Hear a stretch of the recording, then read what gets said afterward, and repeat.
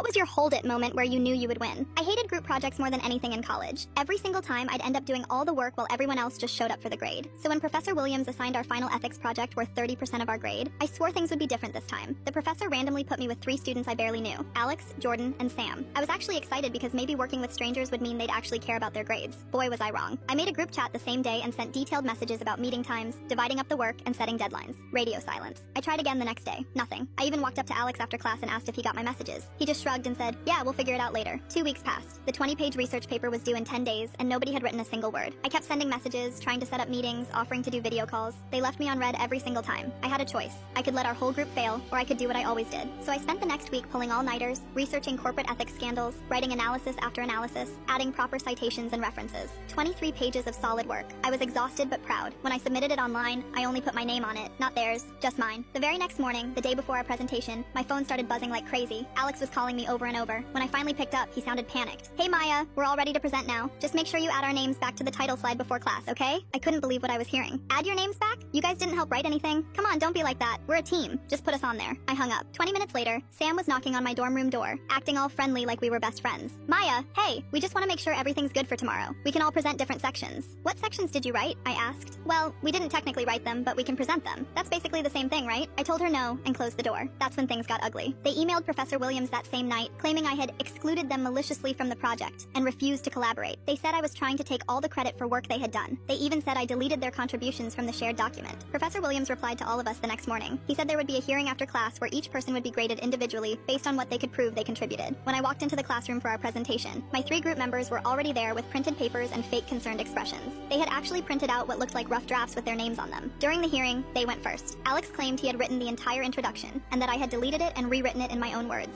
Jordan said he had researched all the case studies, but I had stolen his work. Sam said she had done the conclusion, but I had cut her out completely. They showed Professor Williams their printed drafts and acted like they were the victims of some terrible injustice. They even teared up a little bit, talking about how unfair it was that their hard work was being stolen. Professor Williams looked confused and a little upset. He turned to me and asked what I had to say for myself. That's when I said it. "Hold it." I reached into my backpack and pulled out a thick folder I had prepared. I handed it to Professor Williams and watched his eyebrows go up as he started reading. First, I showed him screenshots of every message I had sent to the group chat, dozens of them over 3 weeks, all unanswered. Timestamps showing I had messaged them at different times of day, even late at night, trying to coordinate. Then I showed him the edit history from Google Docs. Every single change was made by my account. Every paragraph, every citation, every edit, all me. The document showed that I was the only person who had ever opened the file. But that wasn't the best part. I pulled out my phone and showed Professor Williams a screen recording I had made the night before I submitted the paper. It showed me scrolling through the entire document with timestamps proving when it was created and by who. 2 days later, the grades were posted. I got a 98%, points only taken off for a minor formatting issue. The other 3 got zeros and academic misconduct notices that would stay on their permanent records.